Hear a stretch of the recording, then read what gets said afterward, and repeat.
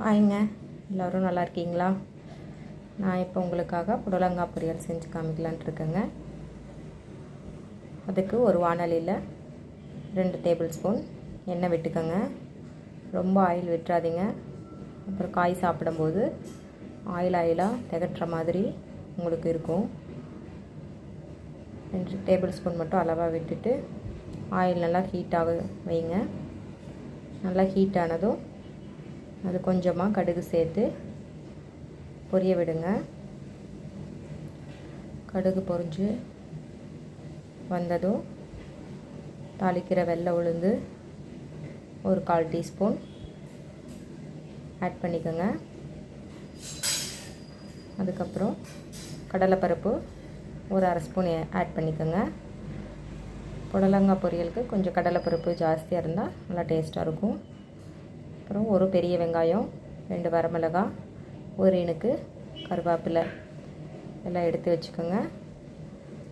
நல்லா கடலைப்பருப்பு பொன்னிறமாக வறுத்த பின்பு இதை ஆட் பண்ணிக்கோங்க. ஆட் பண்ணி வெங்காயத்தை நல்லா வதக்கி விடுங்க. வெங்காயம் நல்லா வதங்கி கண்ணாடி பதம் வர வரைக்கும் வதக்கி விடுங்க. நல்லா வதங்கி வந்ததுக்கப்புறம் புடலங்காய் இருக்குல்ல, அதை நல்லா மேலே ஒரு ஒயிட் கலர் லேயர் மாதிரி இருக்கும், அதை நல்லா கத்தி வச்சு சுரண்டி விட்டுட்டு நல்லா வாஷ் பண்ணி விட்டுட்டு உள்ளே கட் பண்ணி அந்த ஒயிட் கலர் இருக்கிறதெல்லாம் எடுத்துட்டு நல்லா குட்டி குட்டியாக கட் பண்ணிக்கோங்க. புடலங்காய் அப்பா பொரியல் நல்லா டேஸ்ட்டாக இருக்கும். நல்லா பொடி பொடியாக கட் பண்ணி வச்சுட்டு அதை ஆட் பண்ணிக்கோங்க. ஆட் பண்ணி காயை நல்லா வதக்கணும். புடலங்காய் எவ்வளோ நல்லா வதக்குறீங்களோ அப்போ தான் அந்த பச்சை வாடை இல்லாமல் நல்லா டேஸ்ட் வரும். ஒரு 2 நிமிஷத்துக்கு காயை போட்ட உடனே வெறும் காயை நல்லா வதக்கி விட்டுக்கோங்க. அதுக்கப்புறம் 1/4 ஸ்பூன் மஞ்சள் தூள் ஆட் பண்ணிக்கோங்க.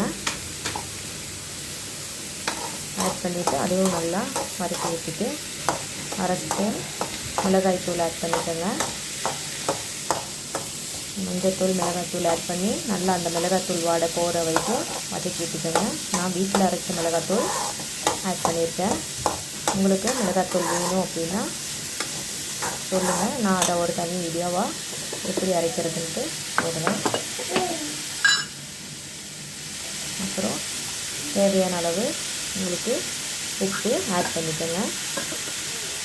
இந்த 3 ஆட் பண்ணிவிட்டு நல்லா காயை சிம்மில் வச்சு வதக்கி விட்டுட்டே இருக்கும். ஒரு 5 நிமிஷம் நல்லா வதங்கி வந்ததுக்கப்புறம் ஃப்ளேமை இன்க்ரீஸ் பண்ணிவிட்டு தேவையான அளவு தண்ணி, காய் மூழ்கிற அளவுக்கு கொஞ்சம் மேலே நிற்கிற மாதிரி தண்ணி விடுங்க. நிறைய தண்ணி ஆட் பண்ணாதீங்க.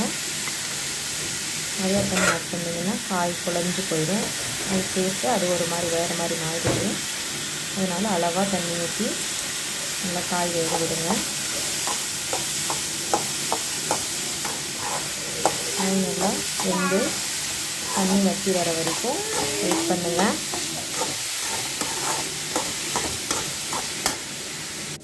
தண்ணி நல்லா சுண்டி வந்ததுக்கப்புறம் ஒரு 1/2 மூடி தேங்காய் துருவல். தேங்காய் நல்லா வரக்காயாக இருக்கணும். இளம்பாக இருந்துச்சுன்னா அது டேஸ்ட் இருக்காது, வலுவலுன்னு இருக்கும். அதனால் நீங்கள் நல்லா உதிரி உதிரியாக வரும். நல்லா தேங்காய் வரக்காயாக இருந்ததுன்னா அது சிரவி போட்டு நல்லா வதக்கி விட்டுக்கோங்க. தண்ணி நல்லா ட்ரை ஆனதுக்கப்புறம் திருப்பி அடுப்பை 5 நிமிஷம் சிம்மில் வச்சுருங்க. காய் நல்லா டேஸ்ட்டாக இருக்கும். இந்த மாதிரி நீங்களும் ட்ரை பண்ணி பார்த்துட்டு எப்படி வந்துச்சுன்னு சொல்லி எனக்கு கமெண்ட் பண்ணுங்கள்.